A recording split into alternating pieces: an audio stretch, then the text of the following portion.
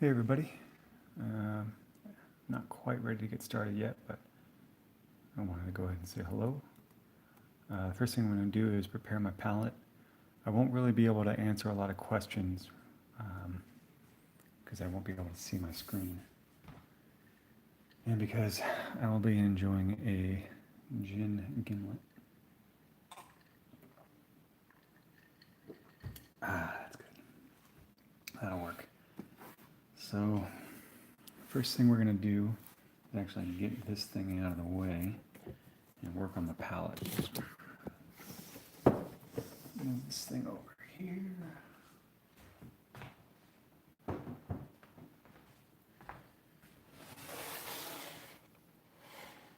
Here's my palette. This thing actually needs to be redone. This is from before. So it's parchment paper. Just regular old parchment paper. I think I got this one from Amazon. It comes in baking sheets that are folded into quarters. I'm gonna get rid of that one.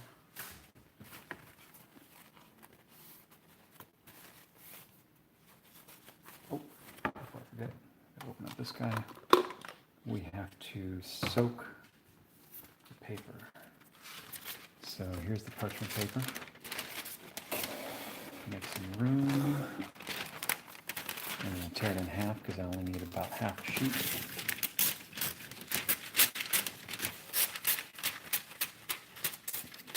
This is just regular old parchment paper that you bake cookies on.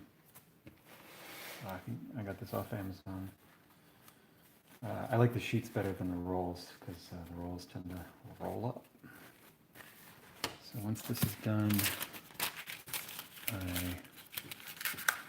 roll it up, but that's only so I can fit it inside this water bottle. We're going to 1/2 first. I'm going to fill this up a little bit. Make sure half of it's covered. Maybe shake it around a little bit. Parchment paper has a tendency to buckle if it's not all the way soaked through. So we want to make sure it's completely soaked through on both sides, and that way it'll lay flat. This is kind of like my own version of a Stay Wet palette. And while that's soaking, I'll show you this part. This could be anything, but I had a custom cut piece of smoky gray plexiglass, just because it's waterproof. And what it does is it raises it up, and then the paper towel goes on top of it. And then I put the whole thing inside of this palette, and I soak the basin in water, and then through capillary action, just soaks it up onto here. And so it's kind of the perfect amount of water. It stays pretty consistent. All right. So that's pretty soaked. I'll do the other side.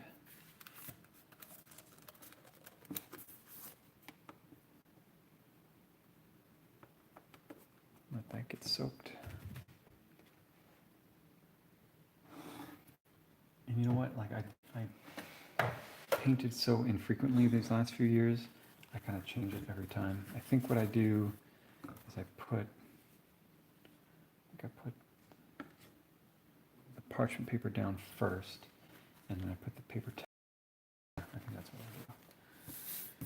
I need my own tutorial so I can remember what I did last time. Cheers, everyone. I hope everyone's staying safe inside and healthy. And if you're in the medical field, thank you. You guys are kicking butt right now. All right, let's see how this is doing. This is pretty soaked. Maybe I'll wrap it the other way so it goes everywhere. I actually haven't used my gouache since I moved to our new house over a year ago. So my paint's kind of in shambles. I don't know how far we'll get tonight. but I seem to be better focused if I have a camera on me, which is, I think, how most religions work, if not in name.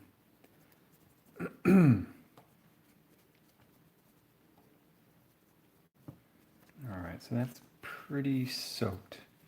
And like I said, once it's soaked, it gets kind of,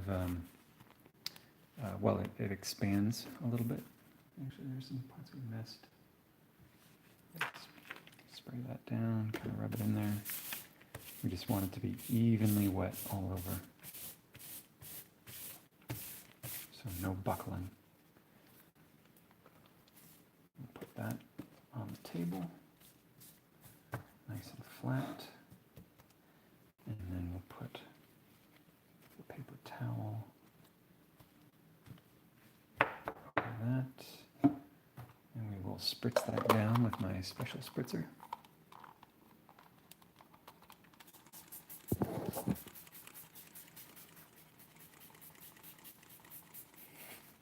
And my studio, like, I mean, I've got enough set up where I can work, but with the pandemic, like, I'm letting my daughter use a lot of my stuff, so I keep having to run upstairs, but I think I've got everything I need.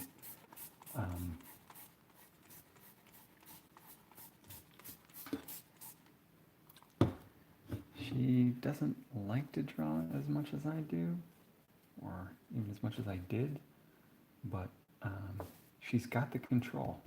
So I let her use the fancy art materials whenever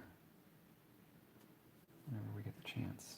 All right, so it's parchment paper and then thin paper towel. All of it's wet, fairly moist. Put that in there, and how do I do it? I think I line it up. Yeah, so the parchment paper lines up perfectly with this, and so the only part that wraps around is just on the long side. So it goes like that. And then that wraps around there.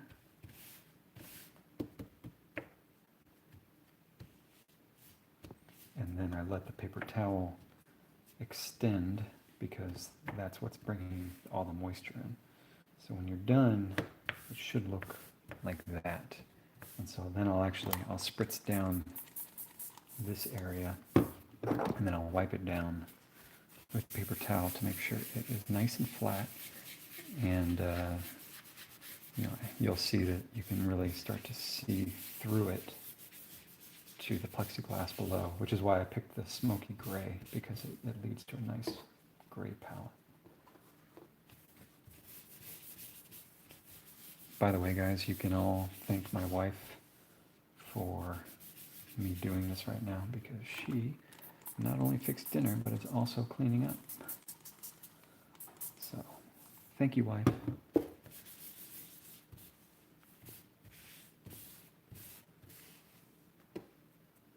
She also bought this house for me, so that was pretty nice.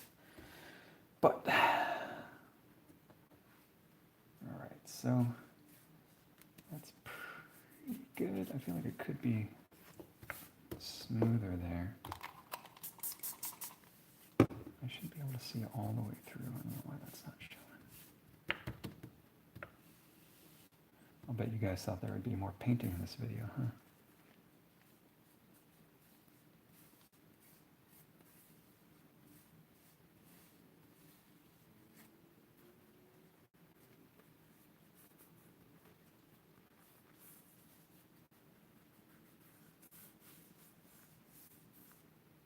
I do not like the way that's working. So we're going to take it off, and we're going to use a fresh paper towel.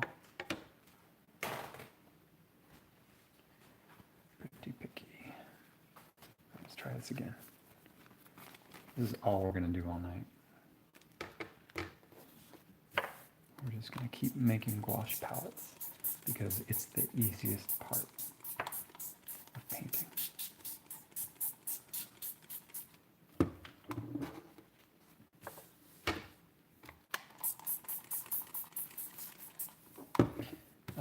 This is a lot of work to get started, but Man, it's so worth it. All right, there we go. I think it just wasn't saturated enough. You should be able to see through the parchment paper.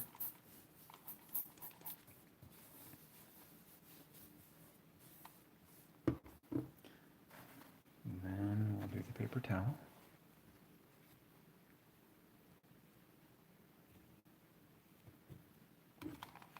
Might as well spritz that.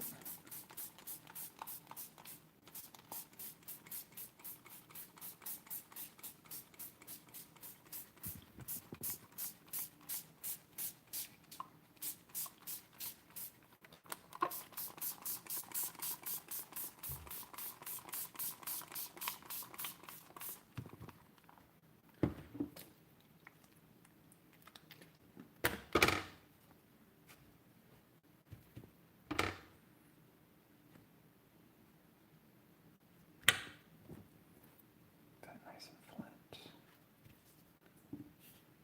Wrap that around. Wrap that around.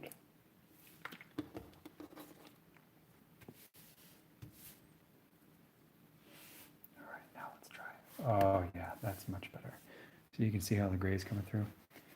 Like I said, it's a lot of work for prep, but once you do it, it keeps all of your paints good to go. And this is true for both gouache and also acrylic. It's just so worth it. Because I like being able to mix up a very particular shade or tint, and then not have to mix it again, because I'd rather be painting than mixing. This is to make it all flat, move out all the air bubbles. So there's really not a whole lot of room between, well, there's no room between the paper towel and the plexiglass. See how even that is?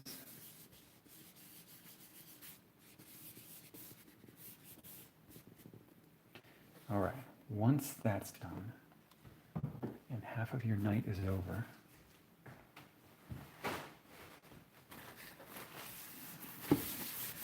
make sure the wood doesn't buckle.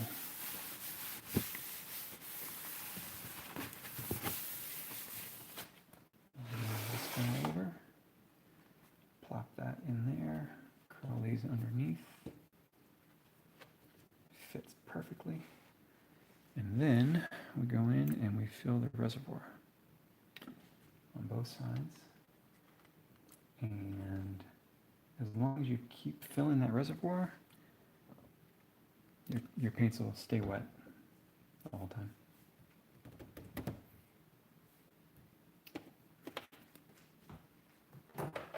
Okay, palette is ready to go.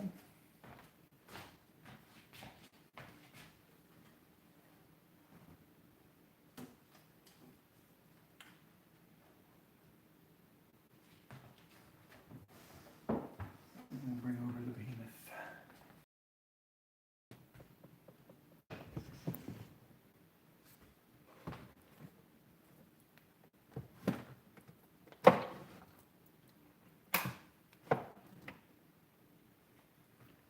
All right.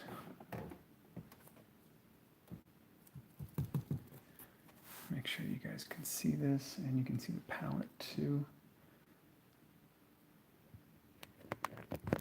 Here, I'll show you it. So the palette is there, and it's just kind of like cantilevered underneath that drawer.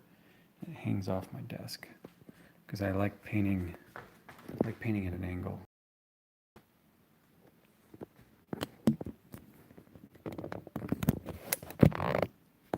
Okay.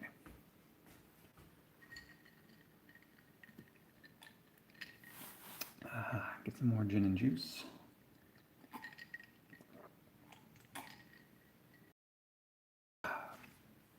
So let's make sure we got everything. I think so. We're gonna have like some steam / smoke, whatever, frost, I don't know what to call it, and some snow back here. But I'm just gonna paint that flat.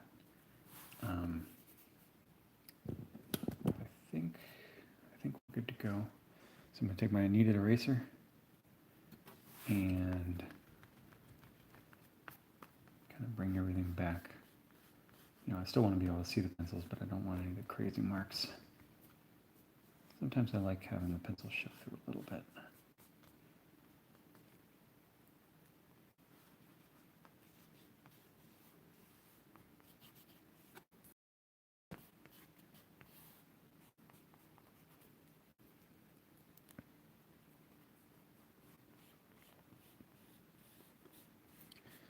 So the basic plan of attack, I'll do an underpainting first. Make sure that I know where all my shadows are going to be. You know, the drawing's pretty solid. I know, you know, where everything's going to go, but I really want to lock down my lighting situation. Once that's locked down, then I'll start to do some color washes. And I don't know how far we'll get tonight, but I appreciate you guys watching.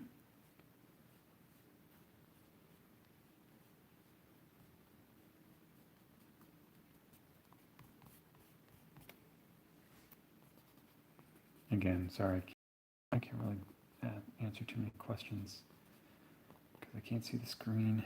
And with gouache, gouache takes a little bit more concentration than watercolor, I'm afraid.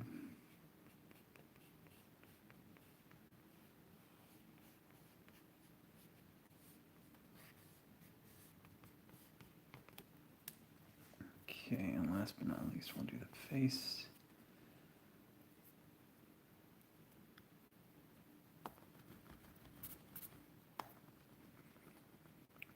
Let's go ahead and do the underpainting for the face, since that'll be the most, you know, that's kind of the focus of the commission. By the way, this is an old commission. Back in 2017, I was at New York Comic Con and took on about 10 extra ones, and 3 years later, finally getting around to finishing them up, thanks to the pandemic. Oh, coronavirus.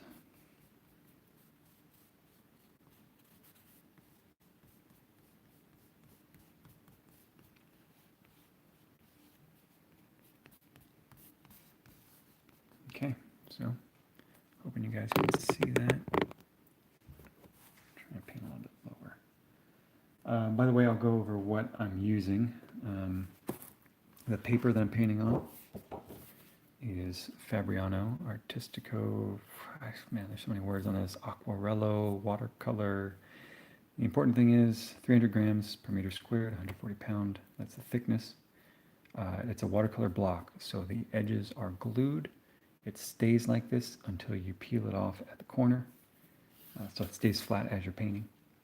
And it's 100% cotton. I always paint on 100% cotton board. But, you know, I use hot press here, but I've also used cold press. That's fine. Just kind of depends on the surface you like. The paints I will be using are Holbein. Oh, you guys are going to have to bear with me because my paints are in shambles because I've never painted here before. All right, so gouache. Well, while I'm here, I can read some questions. What's the purpose of the palette being wet? It keeps the paint wet, and you know, gouache can dry out and then be re-wet. But what I like about the Stay Wet palette is I can mix a whole bunch of a specific color that doesn't, you know, it's not from the tube, but I can keep it there. Like, it's really helpful if I'm doing like a background. So if I need a lot of like a gradient, I can mix all those up, and ways to paint, I'm not going to lose all that stuff. So as long as I keep re-wetting it, it'll be good. So I use Holbein, and I also use M. Graham. M. Graham is good for, well, I mean, it's just good gouache, but I like it in particular for underpainting because it never really dries out on the palette. So I wouldn't, for instance, I wouldn't need the Stay Wet palette because they use honey as a binder. I don't know if that's the reason, but it makes it kind of different. They're also the only ones that make Payne's Gray, I think. I don't think Holbein makes Payne's Gray, and I love Payne's Gray, at least for cool underpaintings. Brushes I use, mostly silver brush, black velvet. It kind of depends if I'm doing like opaque painting or transparent. For transparent, I'm using more of like a wash, and for opaque, I'll use something stiffer, which is like the Golden Natural, which is a combination of synthetic and natural hairs. You know, it's pretty stiff, which is good for laying down a lot of thick color without a lot of water. All right, so what did I say we were going to do? The face first? Let's do it.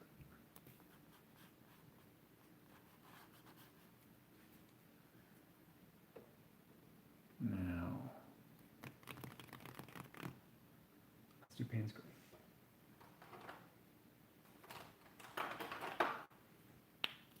This is Payne's Gray. It's kind of funny, this one always smells like sulfur. So whenever I open it, it is kind of stinky.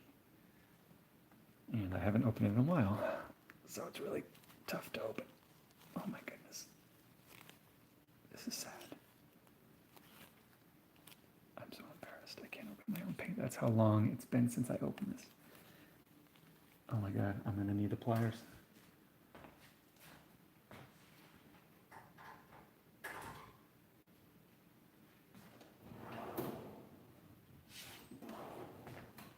Wow, so embarrassing. Gonna need the pliers to open this up.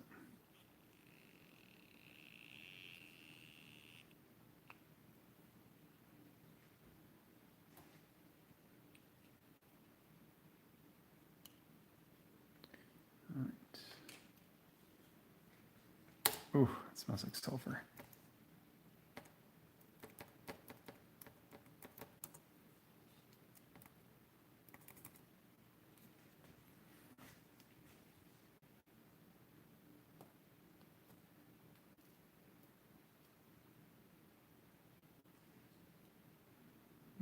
I think you guys can see that it's almost black, but it yields a really nice kind of bluish undertone. Undertone is like the transparent color. Mass tone is when you build it up opaquely. So in general, when I'm painting, I start with undertone and I don't do mass tone until the end.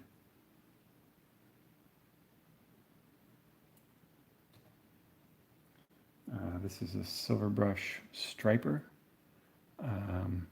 which is for like, I think it's for like pinstriping, but it has a really long dagger tip, but then I taped it off to extend the ferrule and to give me a little bit more control. Because I liked the tip that it had, but I didn't like how floppy it was. So I just put electric. And it's, I think I use it for most of my underpaintings.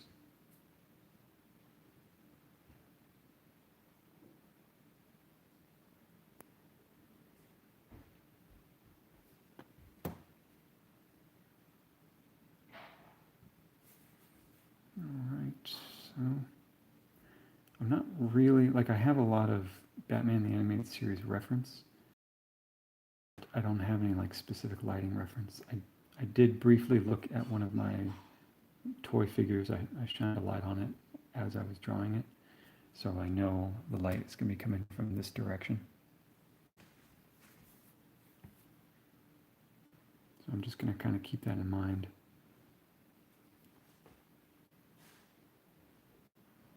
And I think what I'm going to do, I'm definitely not going to finish this whole thing tonight. Something like this will take 6 to 8 hours to really, because this is going to be a fully painted one. Just going to be ink. It'd be a little bit faster. But since this is going to be fully painted, it could take up to 8 hours. And I'm not going to talk to you guys for 8 hours. But I wanted to get started. And so what I wanted to do was jump around a little bit. Like normally I would want to do the entire underpainting and make sure it was all good to go. But in this case, I think what I'm going to do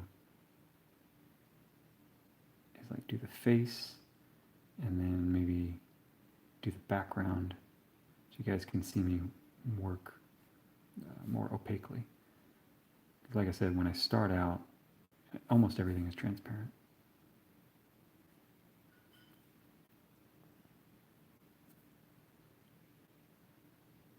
It's always good to have a little extra scrap there.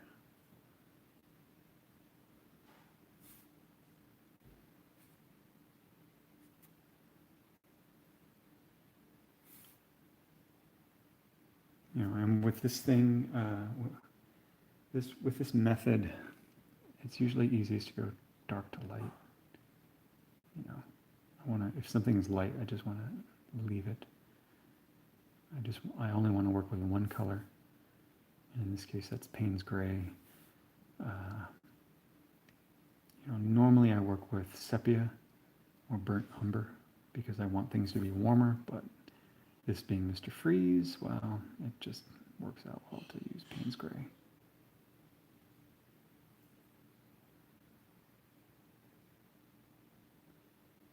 In all of its sulfurous glory. I'm not quite sure why Holbein doesn't make Payne's Gray.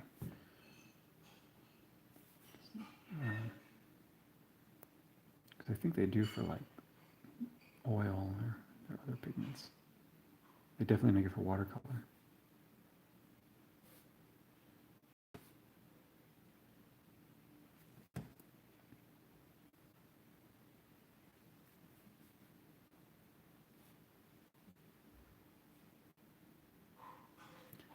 I don't want to go, so this is pretty much going to be almost black, but it's behind glass, so I don't want to go too dark. If it weren't behind glass, I might, but then also I have to think about the red. So the red, I want to give like a slight glow.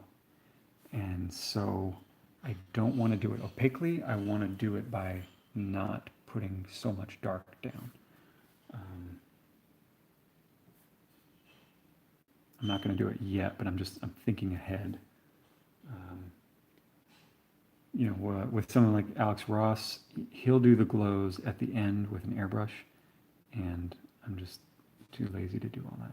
So I just kind of keep in mind where I'm going to put it ahead of time, and occasionally I'll do some opaque work at the end, but it's just easier to paint around the glow than to paint the glow itself, if that makes sense.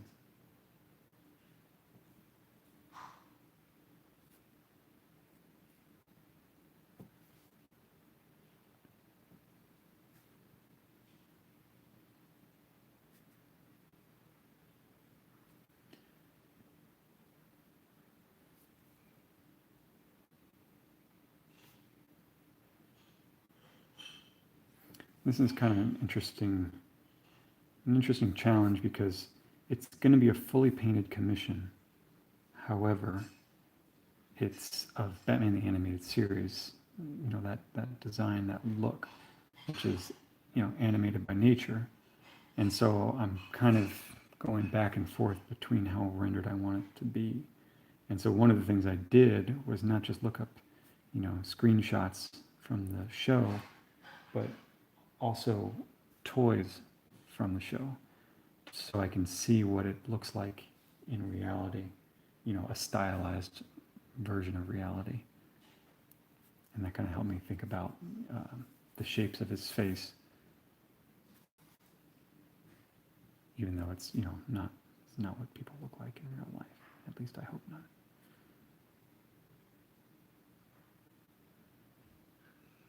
Although this would make a pretty awesome Halloween costume.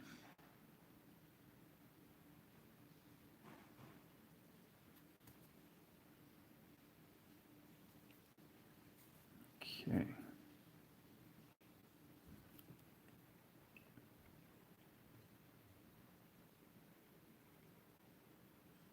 You know what? I'm feeling anxious, so I'm just going to go ahead and put some red down because I want to see those eyes glow. Sometimes I just can't help myself.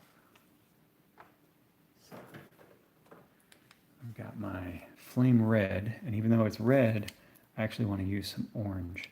So if you ever want to make like a really a glowing red, it's actually better to use a little bit of orange, or at least start with orange and then red it down. Because orange is, naturally lighter than red. The brightest, most saturated orange is always going to be lighter than the most saturated red.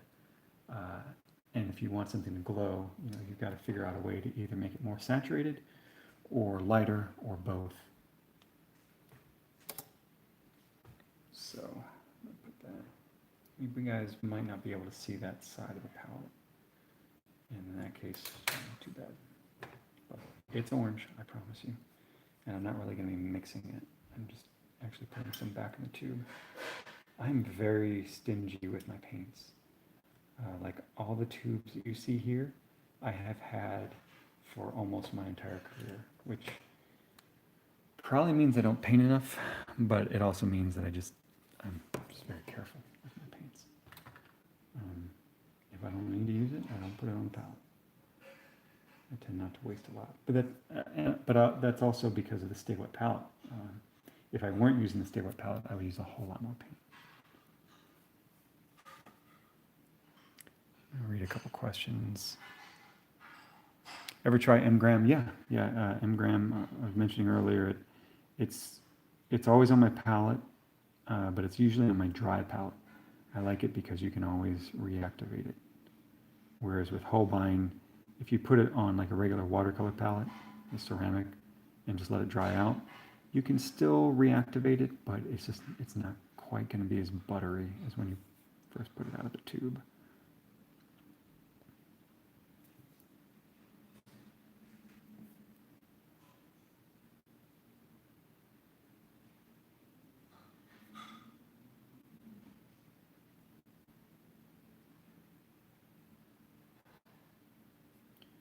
All right, so you can see, that's just pure orange right there. And I think I'm gonna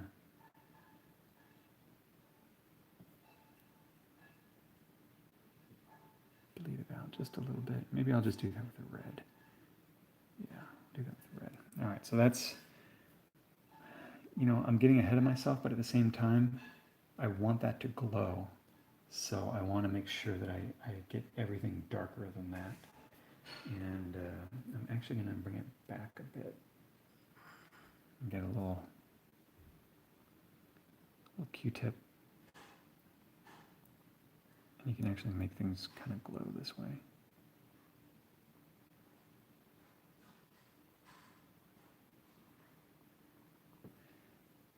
Yeah, I like it better already.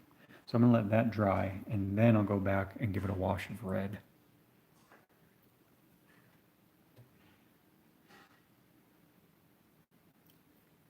Okay.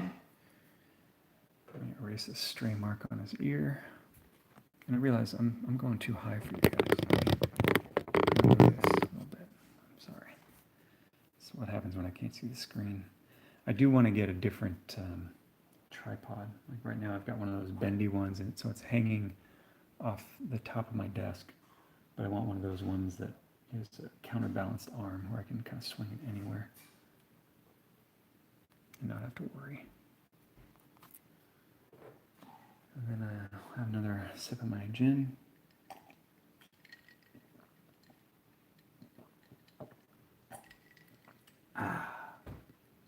That is damn good. Basically, you guys are just gonna watch me drink tonight. You're gonna see what happens when I have 2.5 ounces of gin. To be honest, not that much is gonna happen, but I'm gonna enjoy myself while we're all stuck indoors. All right, so here it's a face, so you gotta be careful. I am going to lock down all my details. So that's gonna be the nostrils, the nose, basically anywhere where I'm gonna have really deep shadows.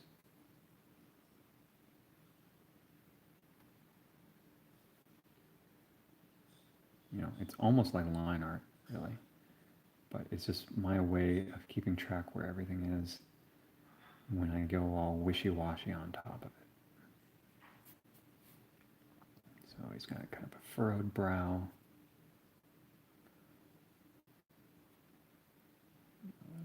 shadow under there. A little bit of shadow under there. And if I'm not sure about something, I'll go a little bit lighter. Like I think I'm going to have a little bit of a furrow there. I think I'll have one there.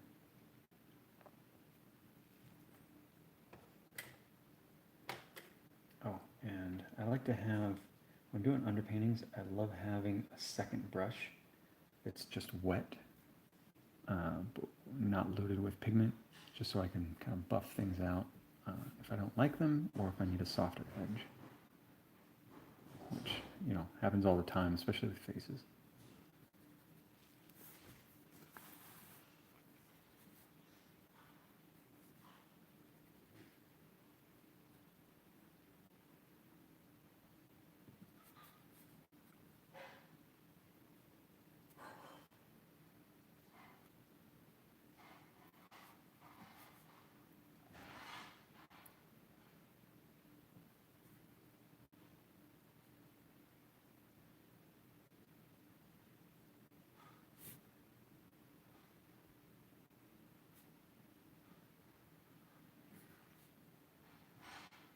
I've also found it very useful in general to try 3D sculpting, because I always recommend sculpting just for learning anatomy, but 3D sculpting is really helpful because it just heightens your awareness of lighting.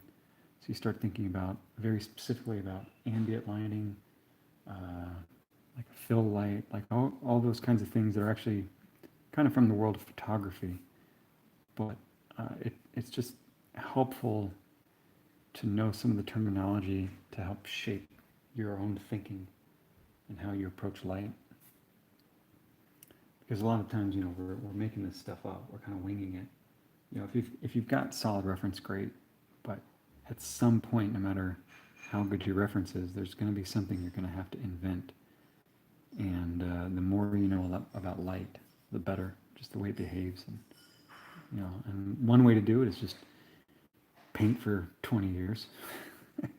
And another way to do it is to, you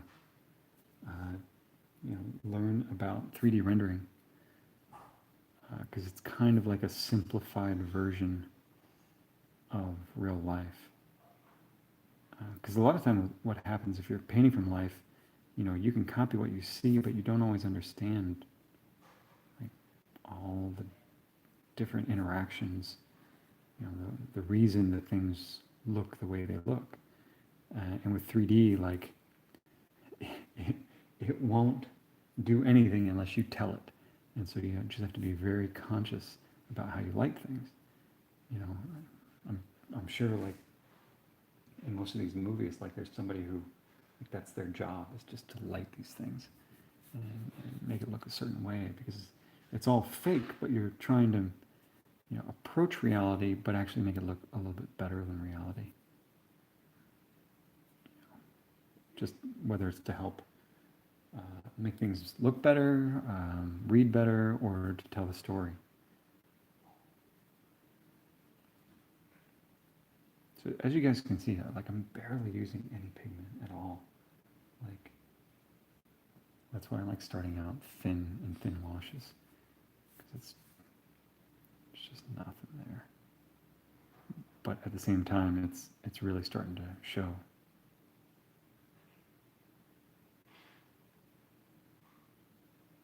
So this is what I'm talking about with lighting. Like, I'm thinking about the cast shadow, you know, light's coming from this direction, but there's still light that is going to be hitting his ear, even though his ear is on the shadow side.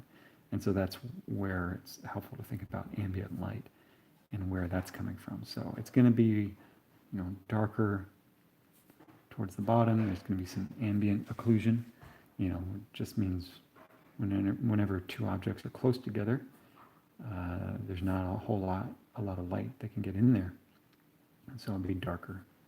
You know, I mean, this is all kind of common sense stuff, but I just find it very helpful to think about those things and know the terminology.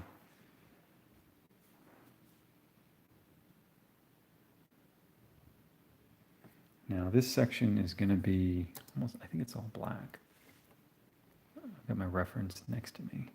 Yeah, that's all black. So I'm actually going to switch to a different brush.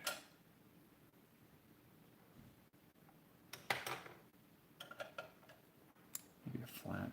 Well, this is technically a cat's tongue, but I kind of use it as a filbert because the cat's tongue disintegrated. The cat's tongue it's flat, but it comes to a point at the end.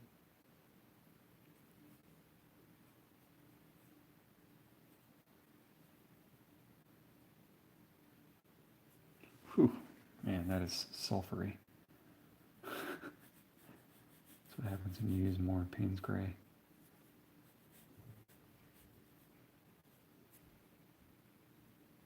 So you can still get, sharp detail with it. But it's just a lot easier to do a big section.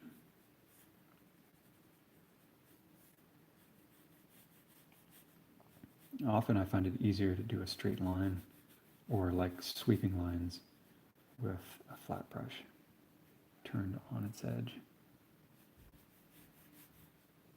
It's kind of like a cheat in a way.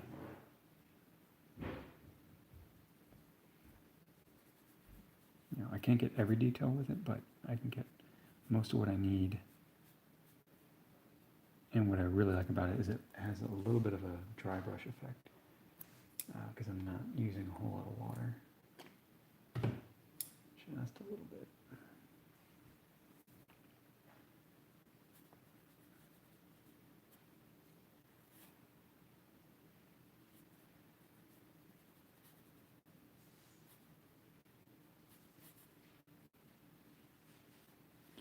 And actually, this is what I like about gouache. The early stages of gouache is they're these happy little accidents. With a transparent medium like that, I didn't really mean to do that. Oh, hey, Kyle. What's up, dude? Thanks for watching. Anyone else having Bob Rossi vibes from Paulo? Yeah, definitely. I can't help it. Like, once you start talking about painting while you're painting, I think there's just like, you join other painters on the astral plane. And this is just how we all talk. I'm also trying to be quiet because my two kids are asleep. One's right above me, in his own room, but still, I don't want to be too loud. In fact, whenever in the middle of the night when he drops his pacifier, I always hear it bounce above me. It took me a while to figure out what it was, because it's like, you've got a baby upstairs and you shouldn't be hearing anything except for crying. And then all of a sudden you hear something fall and you're like, oh no, what happened? And well, it's the pacifier falling out of his mouth. Although sometimes, honestly, he throws it. He's at that stage where he's smart enough to outsmart us sometimes.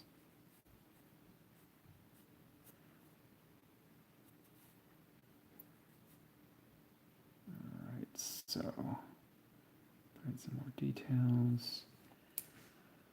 I have to decide.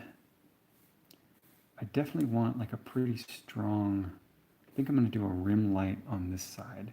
So therefore I'm going to go darker within the dome, but still light.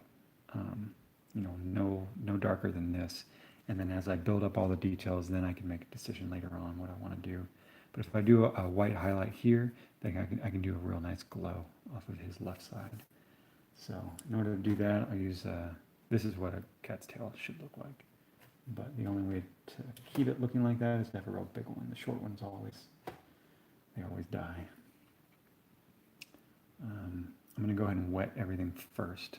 So I'm working wet into wet. And it looks like I'm getting a little burnt umber in there. Oh well, it's still pretty light, so no one's going to die, at least not from this.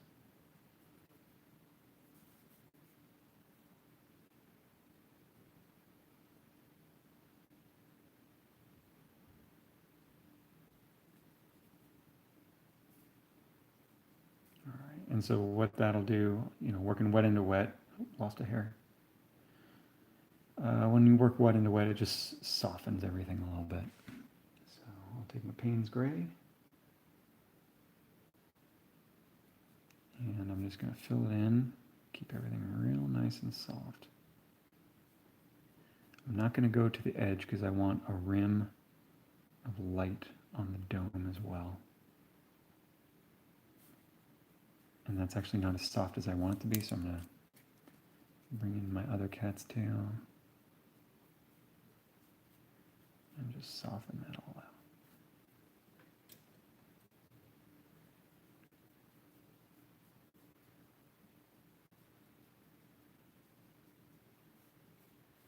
Yeah, so, working wet into wet, it just gives you a little bit extra time with the watercolor, or the gouache in this case, to make it do what you want it to.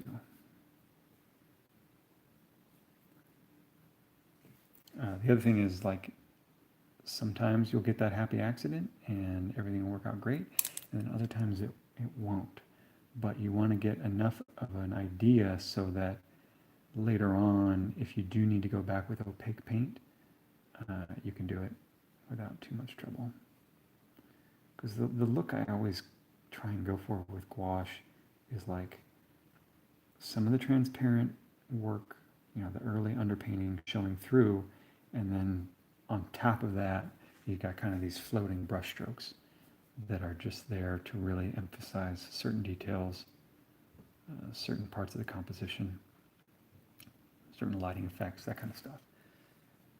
And so the transparent stuff is great for blocking in the color, getting a real sense of the completed picture.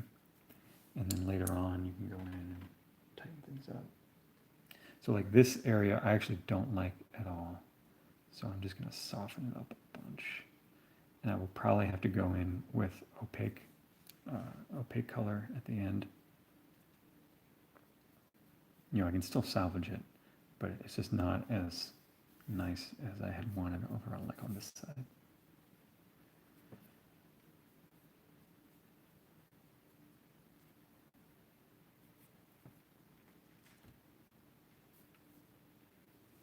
All right, and then I think I decided where my light was coming from.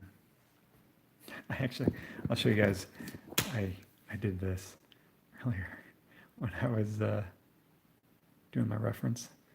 So I was shining a light on it. So this is a great little tool. I think it's for doing like basically like YouTube videos, but for lighting yourself. But I use it because it's got a light filter on it that softens everything. I'm going to turn off my main light so you can see.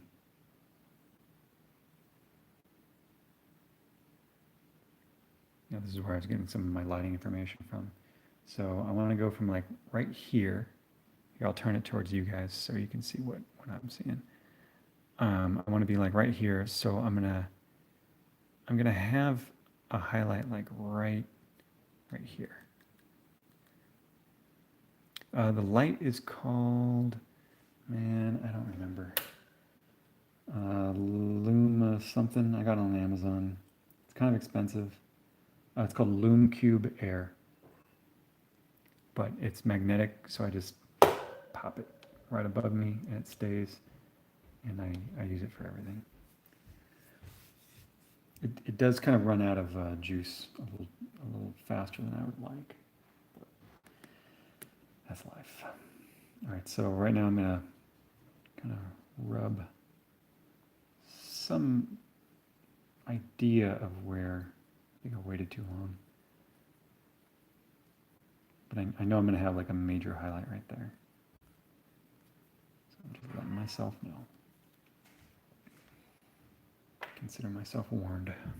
And I need a little bit more gin.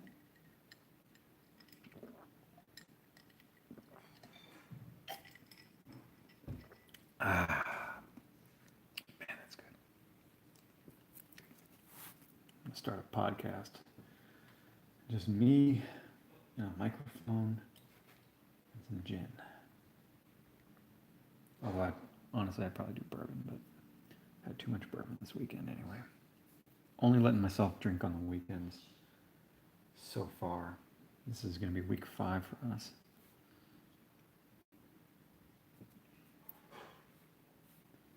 All right, so now comes the thinking.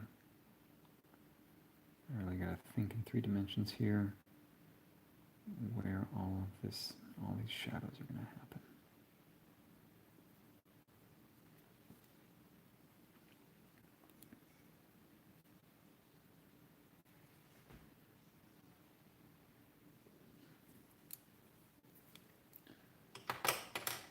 Sometimes by the end of a painting, I'll look at my left hand and I'm holding like every brush I own. That's kind of unnecessary. So sometimes I'll just have to put some down before things get too out of hand, so to speak.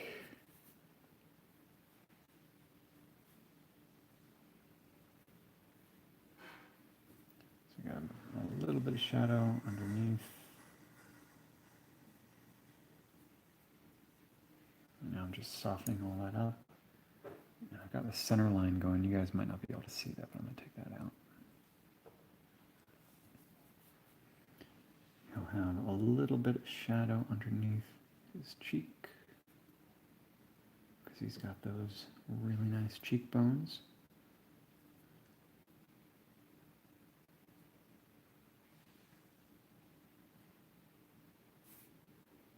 I wonder what that's like.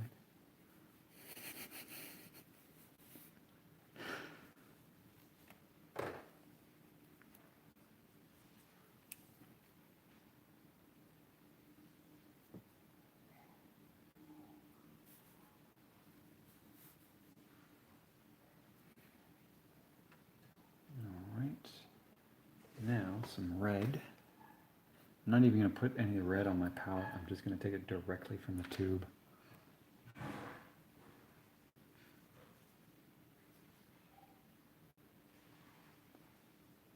I like living on the edge.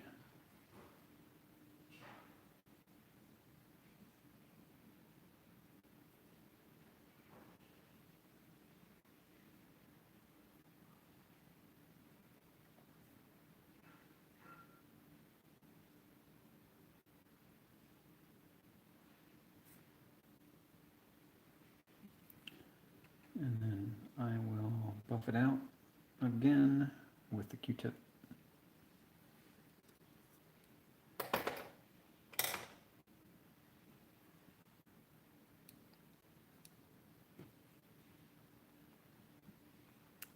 Q-tip, if you want to endorse me, send me some more Q-tips.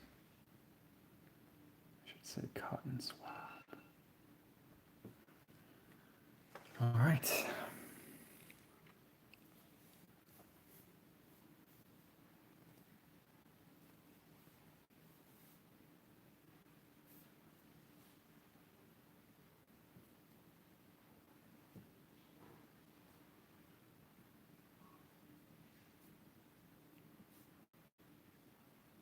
No hard feelings if you guys are getting bored.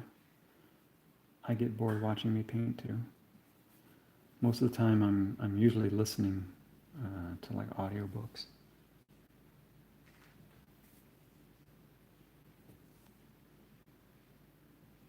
So it's actually pretty different for me to be yapping while I do this.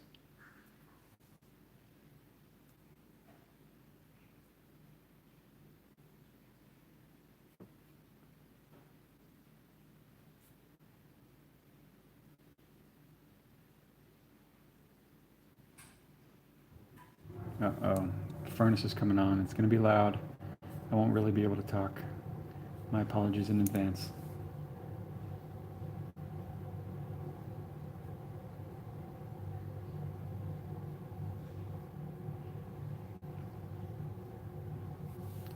It's about to get loud.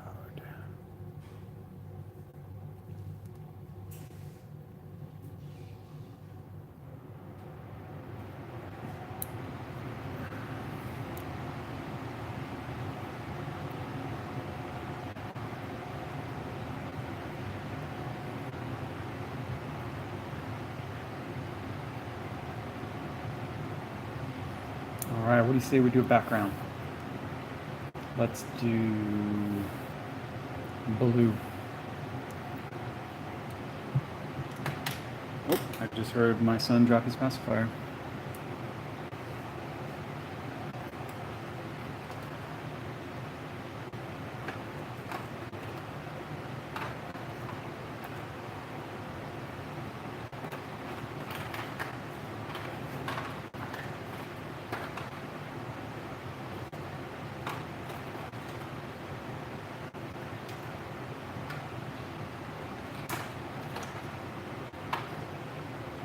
I can't even find the paint I usually use. I'm gonna use some navy blue.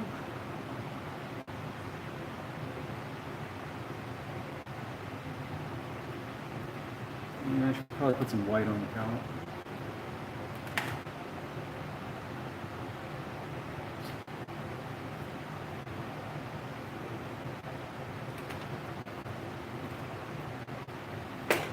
Do I even have white anymore? Yes, I do. So I'm gonna do like a simple gradient. Man, all my tubes, this is how long it's been, all my tubes are just dry.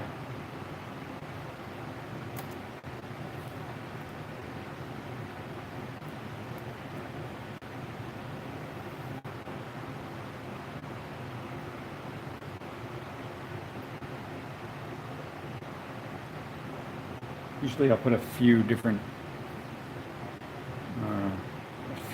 dots of white.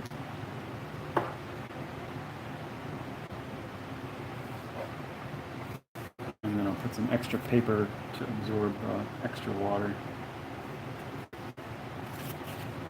Because all the paints, they absorb water at different rates, and white tends to absorb a whole bunch.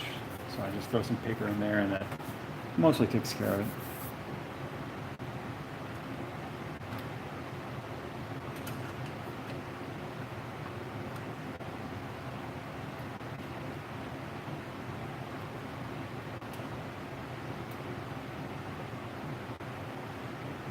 Alright, can you guys see my palette?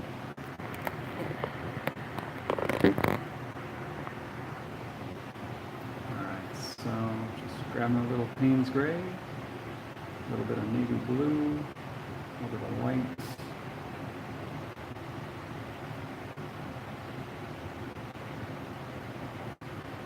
And I don't really know what I'm doing yet, so I'm just gonna do it.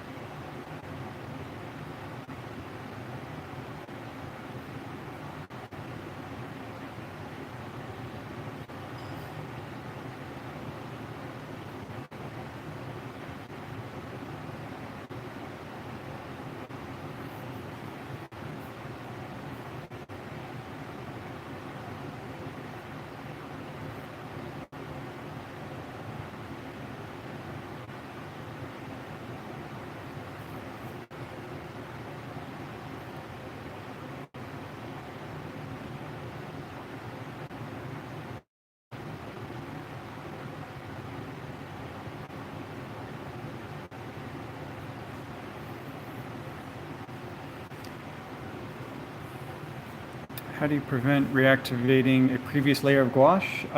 Because that's a good question. I actually get that a lot, but it's tough. You just got to practice with it. So what you're seeing now is all, like everything I've done so far is so thinly painted that you're not going to reactivate it, because what you're seeing here is really a stain of the paper. It's more like watercolor. So I could, like for instance, use the Q-tip and kind of rub some of it off, but it's never going to reactivate the same way that it will once it's completely opaque and you're seeing the mass tone.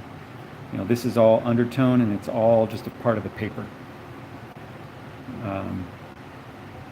Yeah, you know, when you're starting out with gouache, a lot of people they paint real thickly, and there's certain styles where that works well for, but I've never been a very thick gouache painter. Probably because I started out with like the Alex Ross style, which is, again, it's basically just watercolor.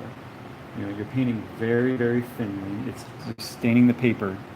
First he does, black and white or some other color, or just, all he's using is black pigment and letting the white of the paper show through. And then he does transparent color on top of that. And so if you look at an Alex Ross painting or one of my paintings, it's really not opaque anywhere. You're seeing the white of the paper for most of it. Now he does go opaque sometimes, but usually I think from what I've seen, it's because he it was easier to paint this one small detail. Like for instance on buildings, it is easier to paint the crossbars of a building than to try and paint the dark windows, if that makes any sense. Or you could do one line of dark windows and then across you can have the light crossbars, if that makes any sense.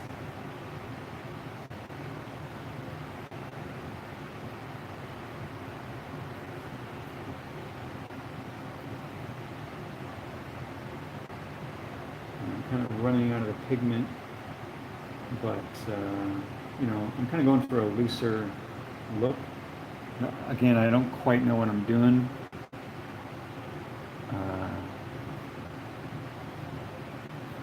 I know it's going to be a background. I did another Mr. Freeze a few years ago, and I spent a little bit more time on the background, but this one I want to do a simple background and then put the extra time so that I could draw the gun. So often with commissions, if I tend to only do portraits, like a bust, but if I can put in another detail or the hand isn't too much trouble, then I'll put it in. But in general, I stopped doing half body, full body commissions years and years ago. I still have some in my line, but maybe I'll get them done if we have another pandemic. We'll see.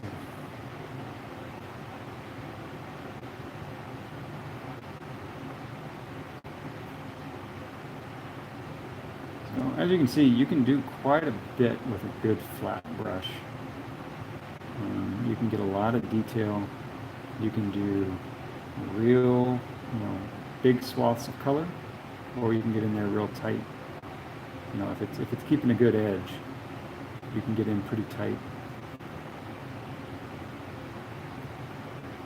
and really control that. This one in particular is also silver brush, but it's all natural. Can't remember the name of the line. Well, it's probably like a red sable. Let me look at my other ones.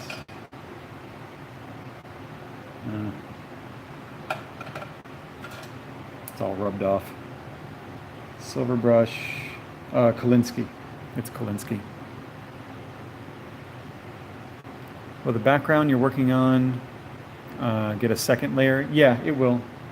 I'll probably even out the gradation because I want it to be a little bit lighter on the bottom and a little bit darker on the top. So what I'm doing is I'm thinking about the bottom first because it's always easier to go darker than it is to go lighter.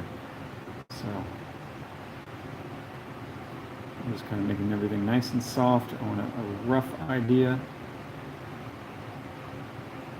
of the color of the background just so I have something to work against. And I'm probably just going to do smoke and snow, but whatever. It's good enough.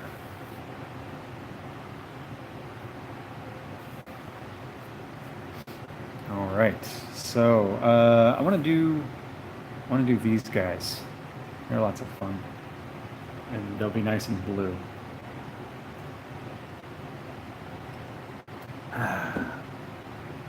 I've already got some blue in there, but I want like the really really powerful phthalo blue. Of course, that means I have to find it. I've got ultramarine. That's probably too purple. Well, let me look at my reference. Yeah, he's more phthalo. So give me a second. Here we go. Yeah, blue pure from Holbein. That'll do the trick. It's, you know, it's basically primary blue.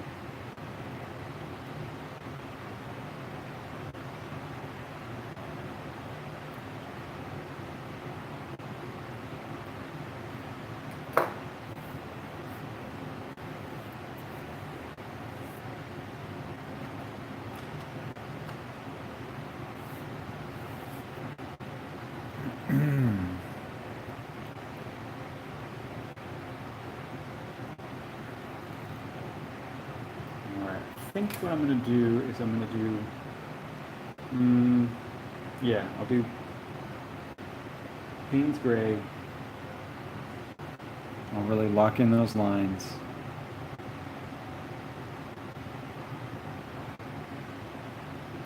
So I know exactly where those shadows are going.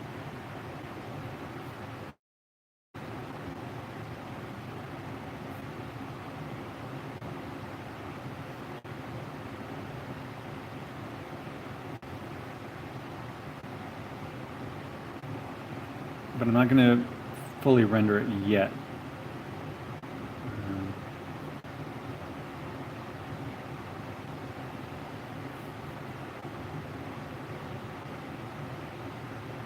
I should probably go ahead and paint that section too. Like I said, guys, I'm jumping around a little bit just to make this a little bit more exciting, both for me and for you. Normally I would do the whole underpainting first, but I want to show you guys how I do color.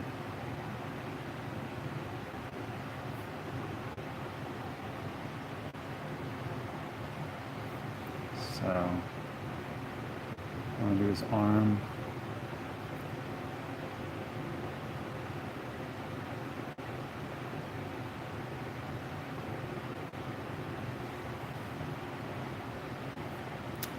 And I kind of messed up there, but that's okay. I paint more opaquely than I used to, so I'm not as worried about mistakes as I used to be, which is good for what it's worth.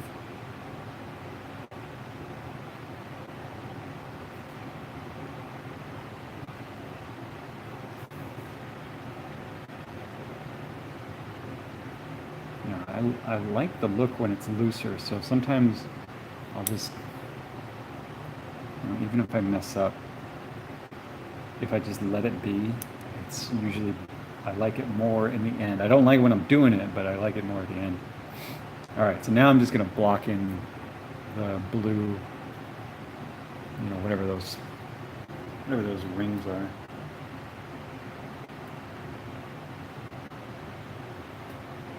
I guess it's some kind of insulation, right? And I'll show you, I'll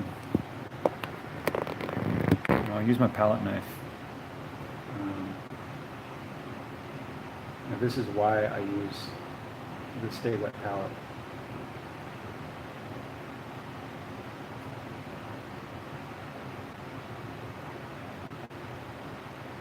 You know, because that, even though it's from the animated series, and you know, it's supposed to be very, very bright, very saturated, I don't want it to be too saturated, so I'm going to essentially gray it down a little bit.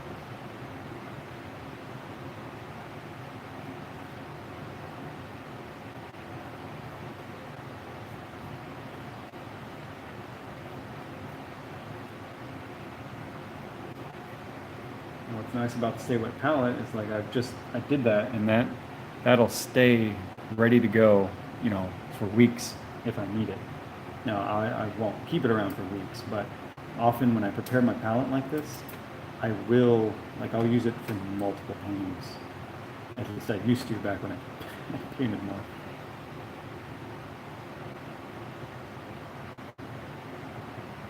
All right. So, you know, the light's gonna, screw it. I don't care where the light's coming from. I just want to block it in. All right, no, I need to think about this. It's gonna be roughly here, here, and here. I'm gonna paint around that, and do that using this brush.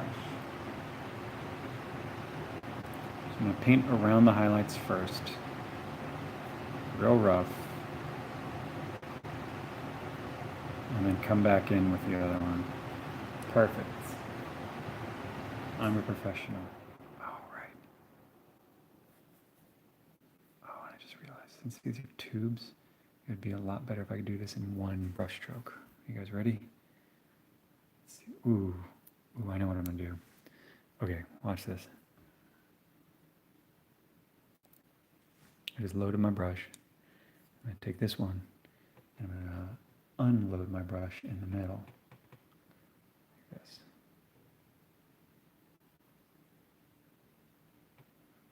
Now, this is not a technique that I've ever tried before. So if it fails miserably, blame the gin. Okay. Oh, but I think it's gonna work. Okay, you guys ready? Oh, I hope this works. Yes. Oh, so satisfying.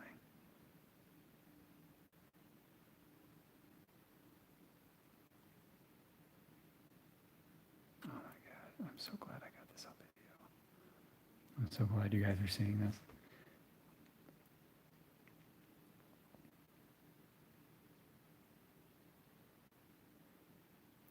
So let this be a lesson to you guys. You should always drink and paint at the same time. So what I did, I loaded the brush, and then I stripped away the paint in the middle, and then I painted it along the tube to make it really shine. Man, I should drink more.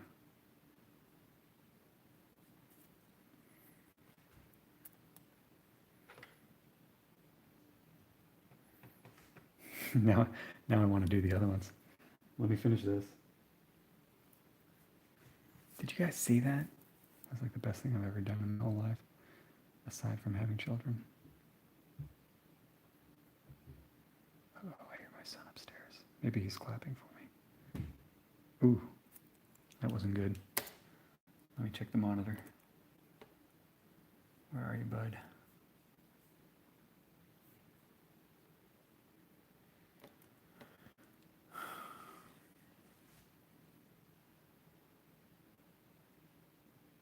Oh, he's fine.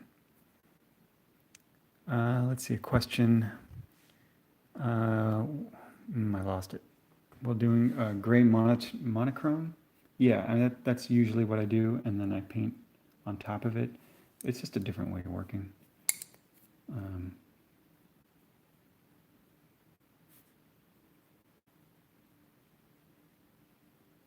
You know, right now, like I said, I'm using kind of multiple techniques just so you guys can see kind of everything that I do, like throughout the course of the painting, and not just the really boring, like step by step.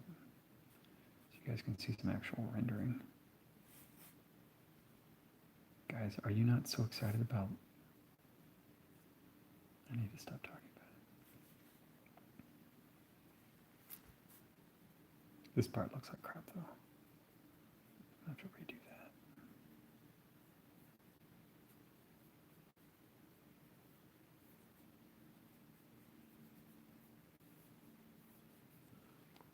Okay. I guess I could do, I think this is blue, so let me double check my reference. Yeah, so this part's blue too.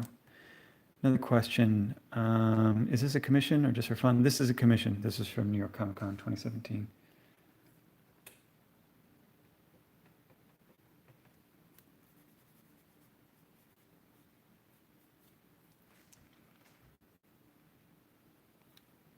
Okay, so take some paint Payne's gray. I'm going to lock down these edges, make sure I know exactly where I'm going. That'll work. This part, I know that I'm going to have like a little bit of smoke from the gun. Not smoke, you know what I mean. Is it steam? I don't know what the technical term would be. Like what comes off of ice? Is it a sublimation?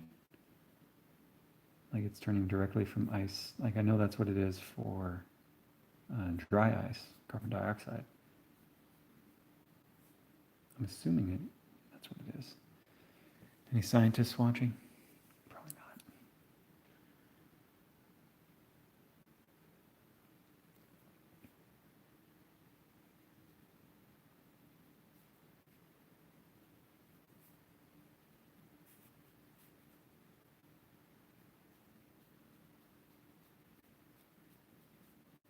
Again, I'm keeping that highlight right there. I'll probably soften it up at the end with a little bit of actual white paint. That's where steam will be coming up.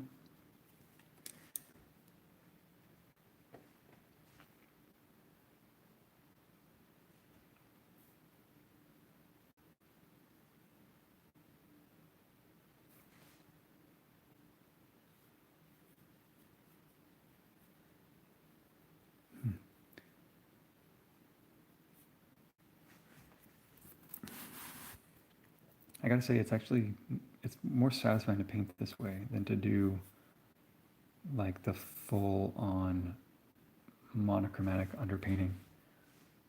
And you know, this often happens to me, like when I'm working on published work too, is like I have this set way of working and then I just get bored and I can't help myself. And I just go ahead and just start painting opaquely.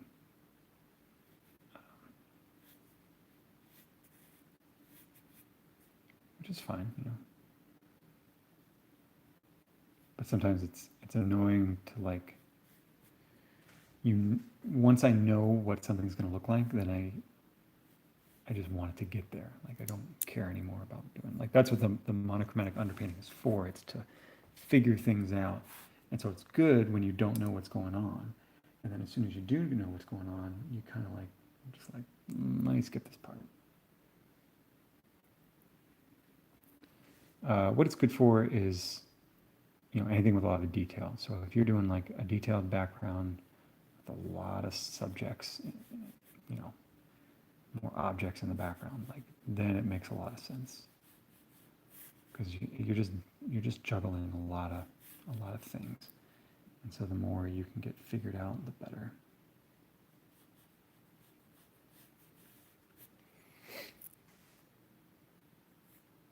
All right, that's not too bad. Not the worst thing I've ever done. We're not going to talk about what that was. Okay. Now, I need another sip of gin.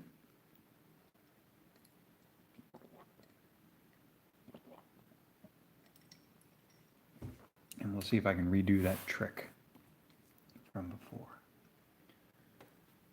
You know what? I'm going to see if I can rub this section out because I feel like the transition's not nice enough.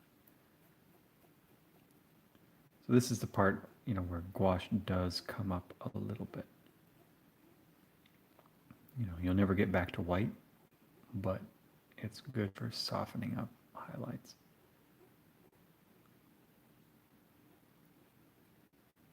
So as you can see, there's different ways to get the same effect.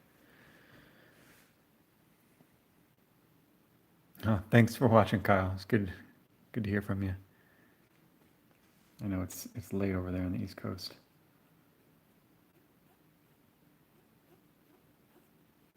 There's another question there, but I failed to read it. Something about 3D.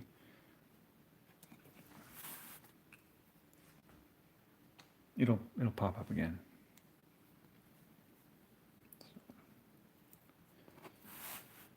All right. So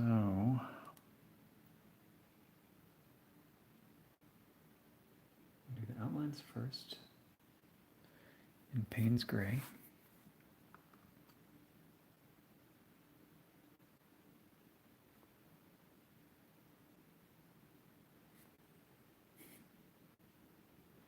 It was a cool trick, but it's like the only thing you can use it for, like painting tubes. Which I do like. I do like painting tubes. It's kind of if you guys don't know who Harry Anderson is, he's an illustrator from I guess 50s and 60s is when he was doing most of his work. He died, I think, in the 2000s. But they did a piece on him in Illustration Magazine. And he had this technique in gouache where he would load the brush, you know, one color on one side, one color on the other side, and then do a stroke. And man, I mean, put it this way, he wasn't painting tubes. He was doing that on people's faces. And that is a lot more difficult. So maybe in another 20 years, I can do that. I'll let you guys know.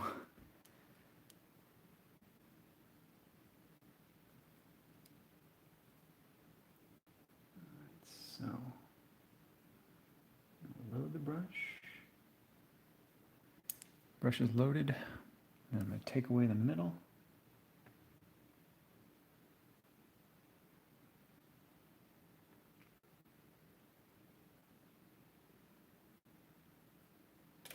And let's see if it works.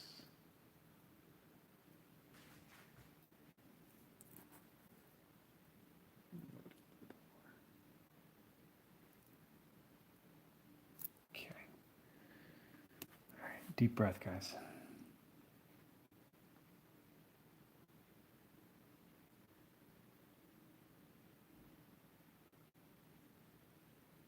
Looks like I took off too much. That's okay, we can load it back up.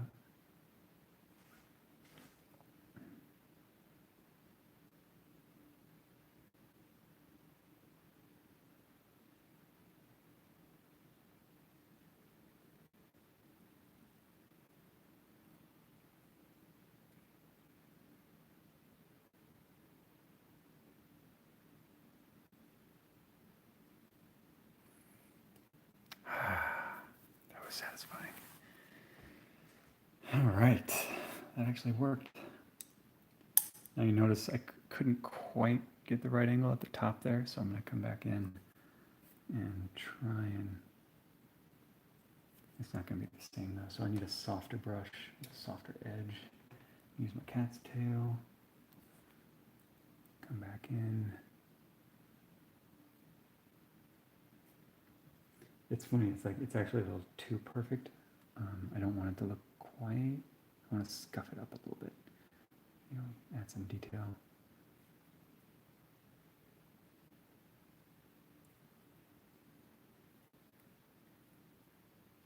But, you know, that is, I mean, basically it worked the way I wanted, which is always a blessing and a surprise.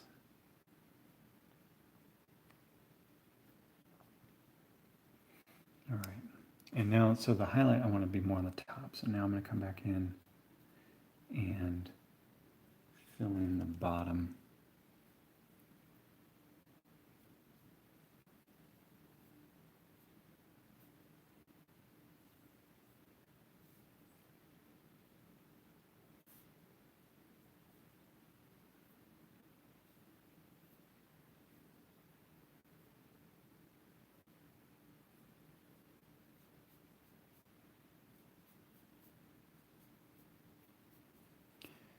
All right, not too bad, not too bad.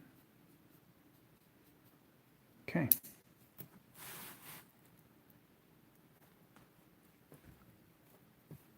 Maybe we'll try that on the gun too. Oh, we've got one more section of blue. Two more sections. Let's see if we can, we've already got the paint mixed up, so let's try it. Have some more gin.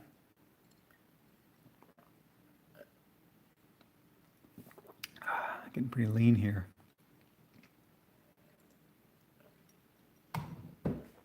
Oh, we'll survive.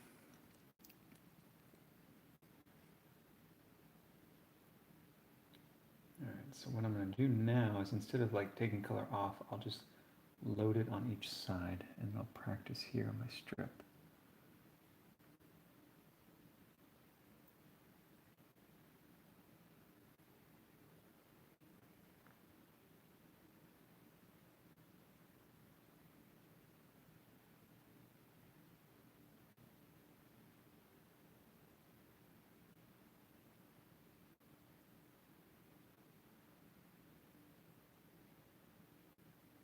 All right, now it's going to do two colors.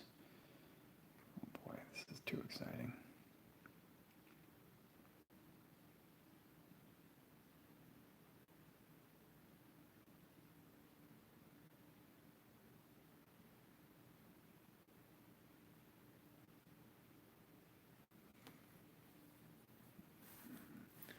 That worked. Like I did what I wanted, but a little too light. I always come back.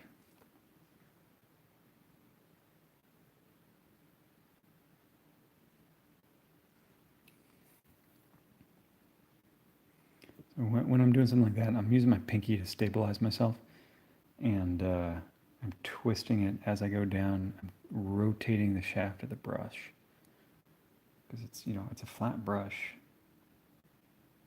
but I'm approaching everything at an angle.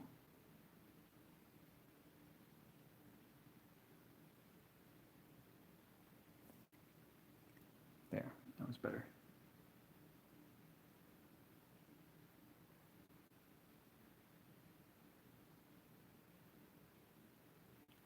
All right, and last one for this section.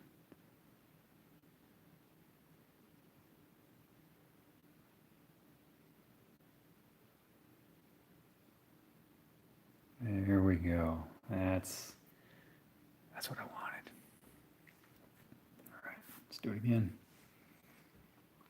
And I could do this all day.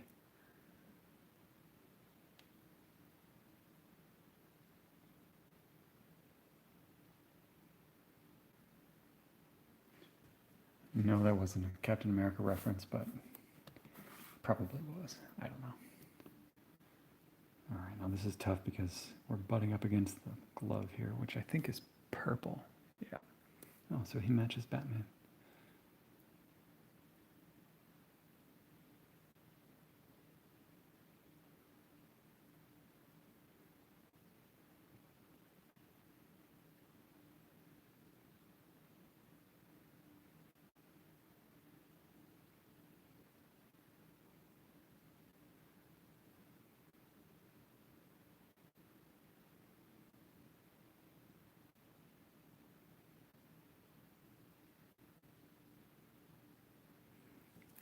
I love it when stuff works. It's the best.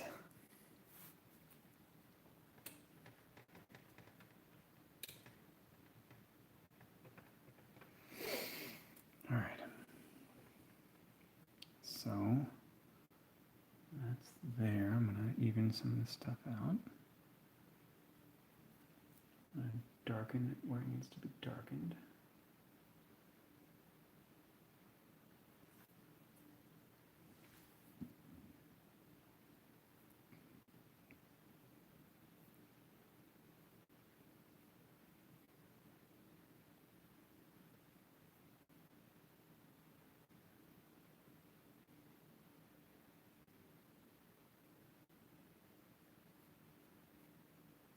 I haven't quite figured out what I'm going to do there yet, but close enough.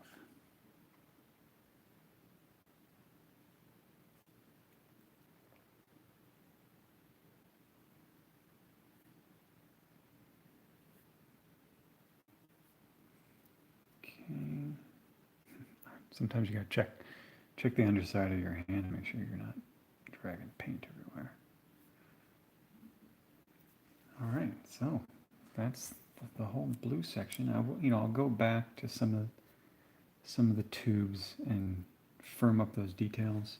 I just realized I should probably go ahead and get these done.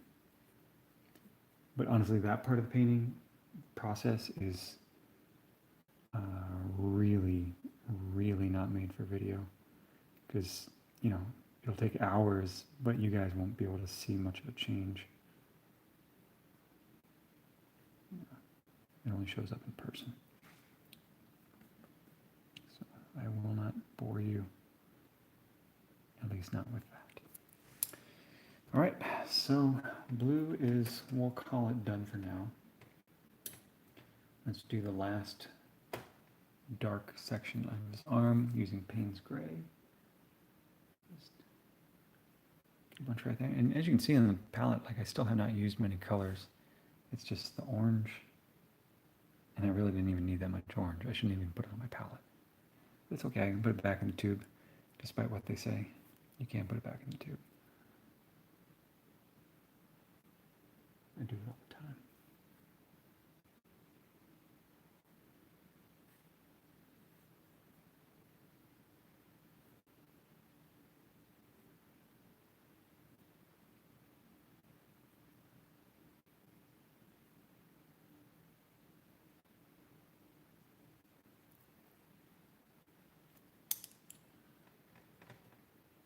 I want kind of a softer highlight up here, so I'm going to burnish that a little bit.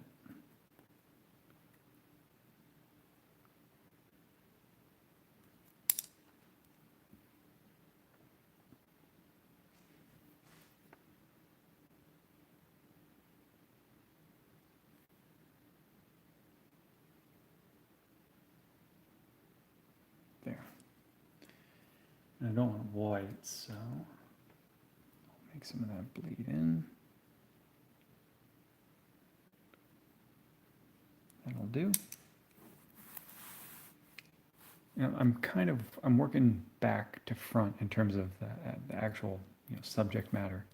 I didn't used to work that way, but I do now because I work more opaquely. I'll start with the background and I'll kind of work my way up towards the viewer. That way, you can kind of be a little looser with the stuff in the background, and as you get closer and closer to the viewer, you can start and to sharpen the edges of everything.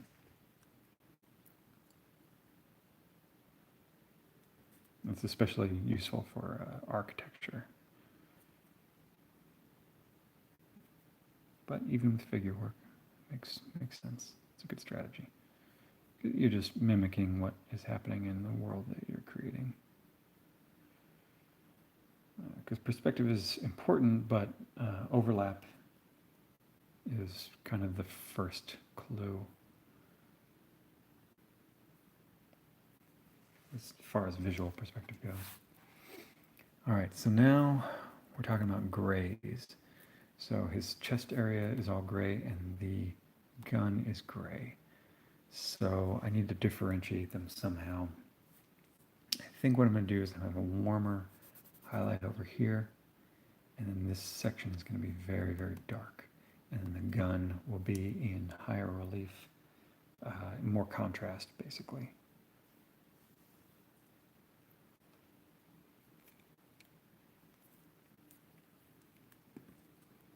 Let me get rid of some of my construction lines. I usually put like a center line as I'm drawing everything, because it really helps me think about it in 3 dimensions.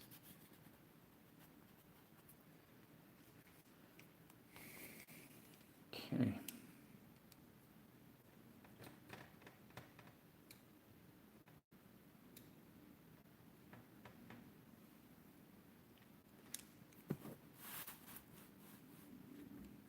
I'll do the chest first. How am I going to do this gray?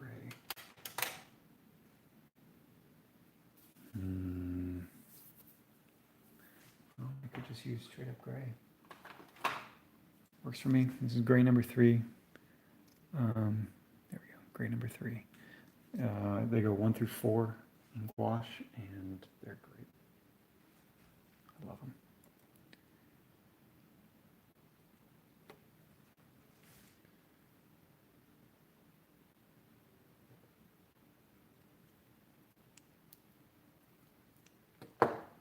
I don't usually, well, when I'm painting in gouache, I use gray. When I'm painting in watercolor, I usually don't.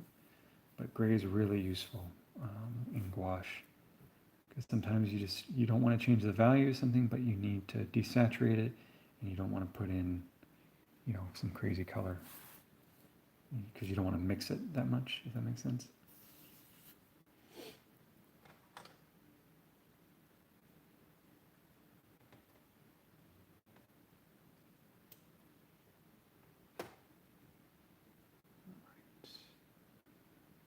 gray, a little bit of Payne's gray.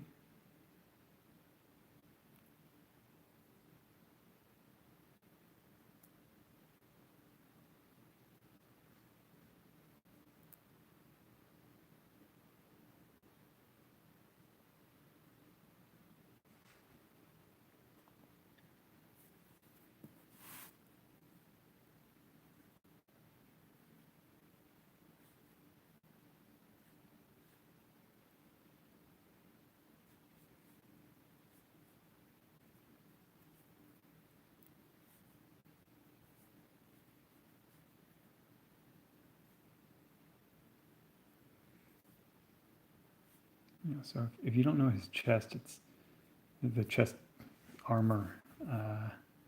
It's basically just like a round cylinder, but it has this one sharp edge at the top, which ends up blending back into like a soft curve towards the back.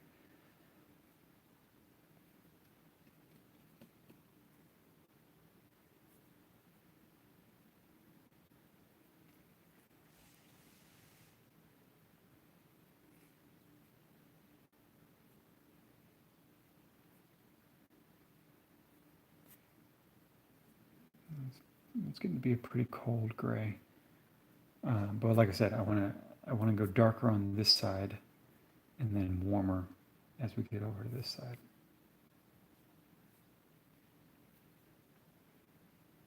The reason it went so dark is because I was adding Payne's gray to it.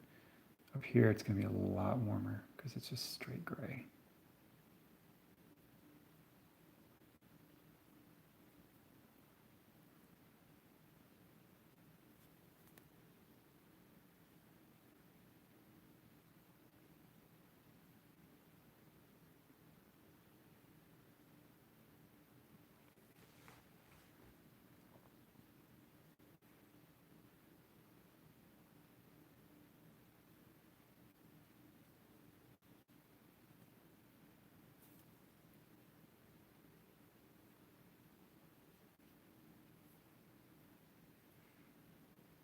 And to make it lighter, you know, you just add more water.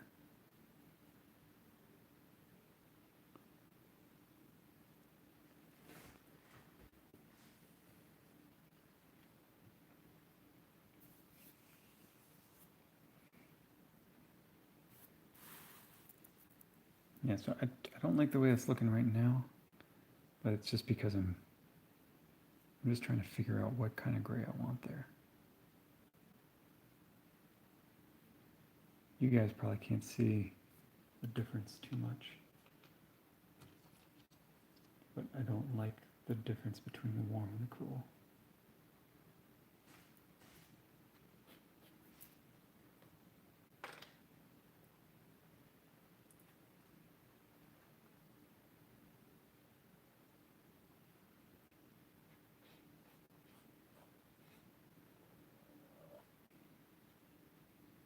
Trying to get back to the white of the paper for that highlight. Sometimes I use my finger because it's there. A little bit of orange. Wonder what that'll look like. We'll find out. Not too bad.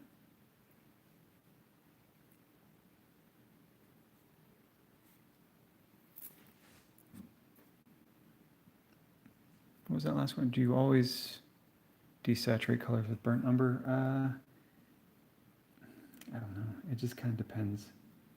Most of the time I'm winging it. I like having the grays on the palette because they're just a really subtle way of desaturating colors without changing the hue too much or the brightness. So usually I'll have all 4 grays going, well, you know, I'll go from black all the way to white with all the grays in between, right in the center of my palette. And that's to kind of, it gives me a key that I can look at. So I know kind of what my range is, but then also as I'm mixing colors, I can use those grays to, you know, move things one way, one direction or another. Because I don't think about like the names of colors, I just think about you know, this needs to be warmer, this needs to be cooler, this needs to be more red, more blue. As soon as you start thinking of, like, this is red or this is blue, you've already lost. That's not completely true. You do have to know what the pigments are and how they behave. And for, you know, comic books, obviously you have a lot of saturated colors. But, especially when it comes to skin tones, you don't want to think about them like by their names. You just want to think about them, you know, how they relate to one another. Yeah, in fact, when I'm working digitally, the palette that I use, because you know, you have in Photoshop or really any other program, you can use different versions of the color picker. And the color picker that I like is Lab Color, where it has your 3 channels of lightness, which is L, and then A and B. I can't remember which is which, but it's red, green, and yellow, blue. And it's just a much better way, specifically for painting, to decide how to get to a color, because you can your brain knows whether you want to go red, or more green, or more blue, or more yellow. And that's especially helpful when you're trying to judge color in the context of other colors. If you've done any kind of color theory at all, you know that, you know, different colors can look completely different depending on what's surrounding them. And what's nice about Lab Color is it just completely gets rid of all that guessing, because it's based on human perception as opposed to physical light. I mean, it's related to physical light, obviously, but it's more closely related to the way that our brains work, because color's weird. Like it's super strange. Like you're not seeing it here because everything's pretty straightforward. You know, this is gray, that's blue, that's dark blue. But once you start getting into, you know, skin tones and stuff, that's where a lot of people, you know, and I still mess up. Because it's hard, it's not intuitive. Someone say it's counterintuitive.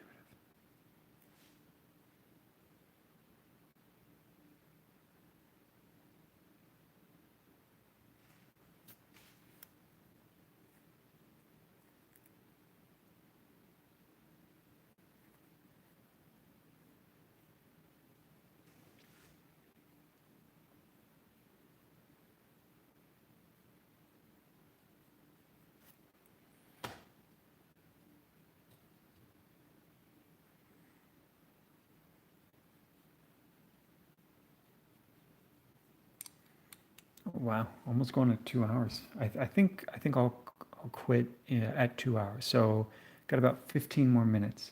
So if there are any questions, any burning questions you guys still have, now's the time. And I'll try and take a little bit of time at the end as we get closer and closer to answer anything you've got for me.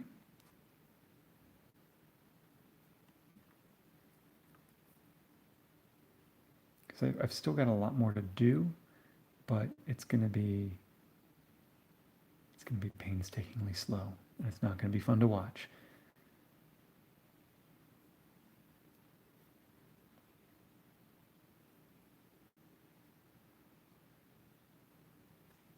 All right, so you can kind of see, like, this is warmer, this is a little bit cooler and darker, and I'll kind of go with that. I'll just kind of clean up. Mr. Freeze, designed by Mignola, is awesome. Yep, So Great, it sure is. Oh, I lost that one. Why do the questions keep disappearing?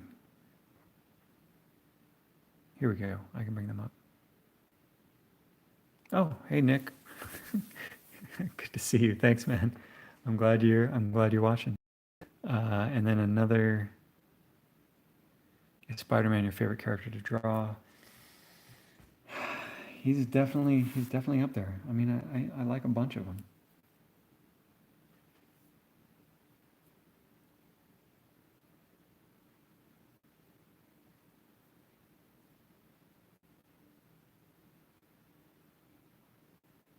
Oh, here I can scroll through. I can scroll through the questions. Who's your favorite Batman villain?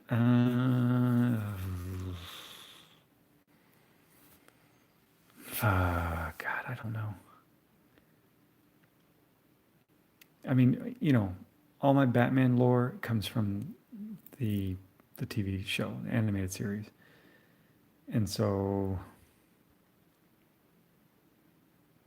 I mean, I love Joker. I liked Riddler. I know he was a tough character on the show. He's a tough character to have a good story with. Like I like him as a character. I dressed up as him for one Halloween. Um, I like Man Bat. It's fun to draw. But I love Mr. Freeze.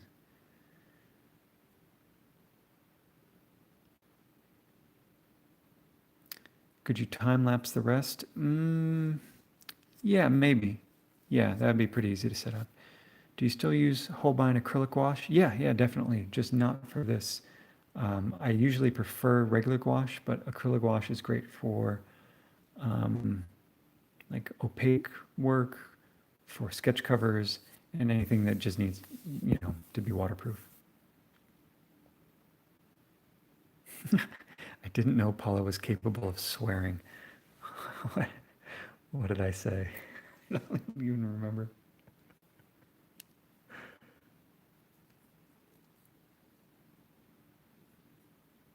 All right, let's do one last session. Maybe I'll do the gun.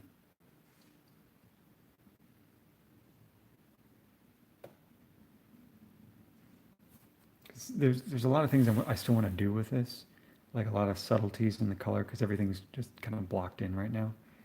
Um, but to really make it a nice piece of original artwork, and as far as reproduction, this is good enough. But for original artwork, I like to have a certain subtlety. You guys can see my magnets are failing me.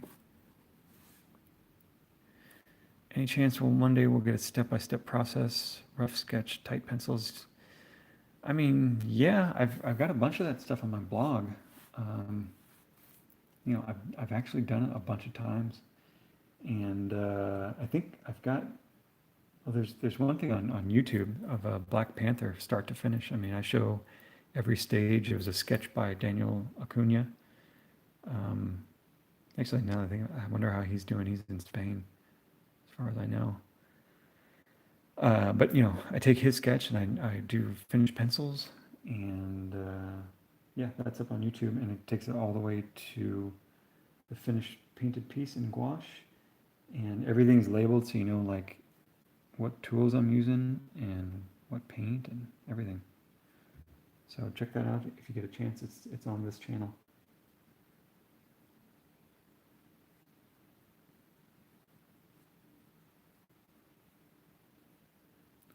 Block this in as quickly as I can.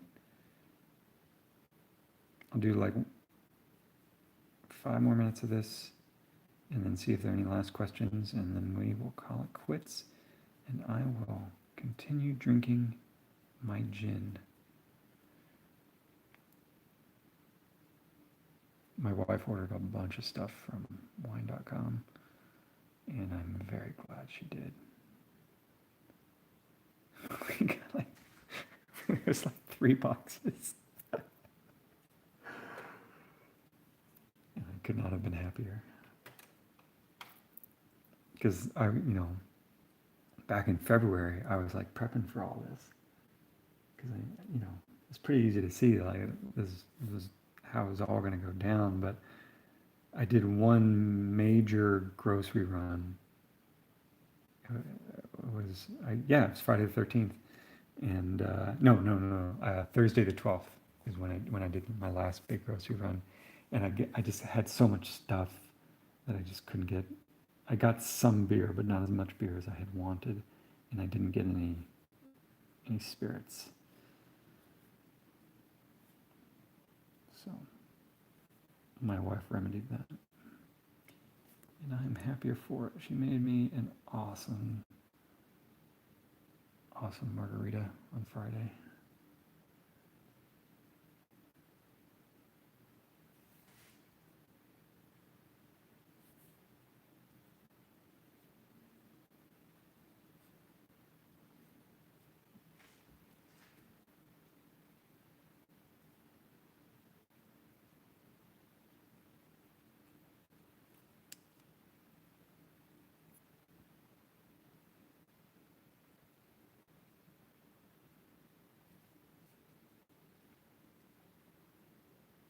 This gun is it's so simple that it might actually be tough to differentiate some of the shapes. You know, there's just a few different, just some cylinders and some boxes, and the way the light hits it, you know, I'm making this up as I go, so the bottoms are going to be dark, and the left side, you know, his right is going to be dark, but I still want to differentiate like this rectangular prism from this cylinder. Even though both planes are facing the same way, I want some indication that they're two separate objects. So I'll have to figure out what that's going to be. That's kind of one of the tough things about painting, is that like sometimes you know what you want to show, but the quote-unquote rules of, you know, lighting that you've set up for yourself may not necessarily be conducive to getting across the forms that you want to get across. So that's why you gotta know when to break the rules a little bit, because it's more important that you see the gun than it is to follow the lighting setup that you've established for yourself. You know, and that's true with a lot of stuff in comics, where the storytelling is kind of the most important thing. And so if you quote unquote paint yourself into a corner, you're going to have to figure out what rule you want to break in order to get across what needs to get across. You know, and that could be adding another light. It could be just drawing an outline. You know, I see a lot of painters do that, and it works great. Because, you know, if something is painted well, and then all of a sudden you see one drawn line in it, like an almost a cartoony outline, it doesn't, at least for me, it doesn't ruin the picture. It helps solidify, you know, the intent of the artist to me. And so I've gotten a little bolder with that, you know, than I would have been in the beginning. Like, I was just, when I started out painting, like I was like, I'm going to paint this, I'm going to make it look realistic. And, you know, I would be like, okay, the light's coming from this direction. That means that there's no light over here, so I can't do it that way. And now I'm just like, whatever works, dude. This is probably the least fun thing to watch me paint, but oh well. Your loss. I appreciate you guys watching. I do.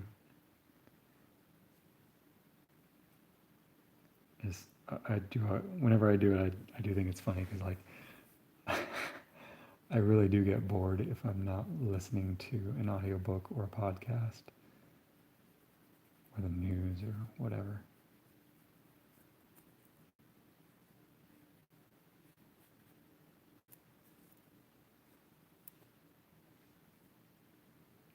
But I appreciate you guys watching. Plus, you guys are you're a captive audience. You can't go outside. Sorry, I don't mean to make light of it, but it's one of those weird times where we're all in the same boat.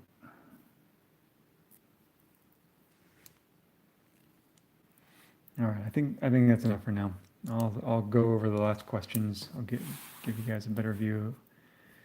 Let's see. If you have any questions, now's the time. I'm gonna look back over anything I missed.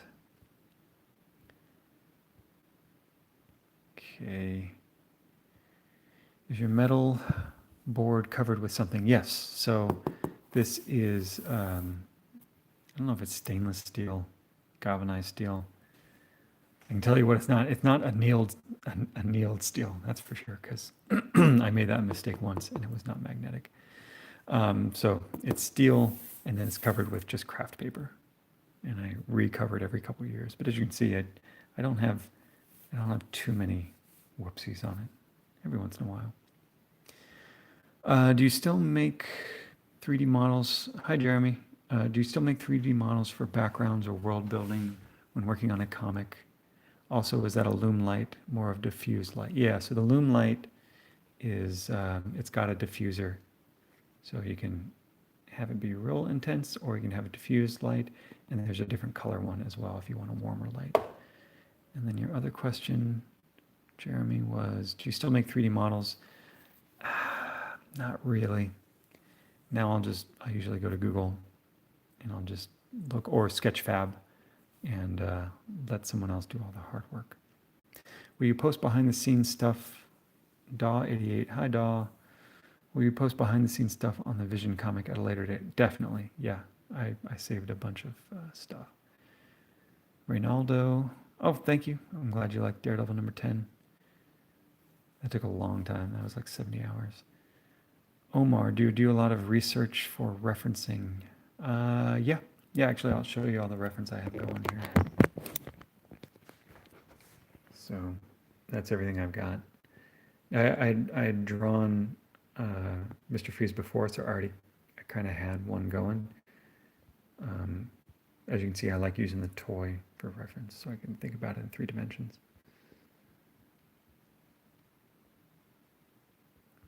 Does the angle of that gun make sense?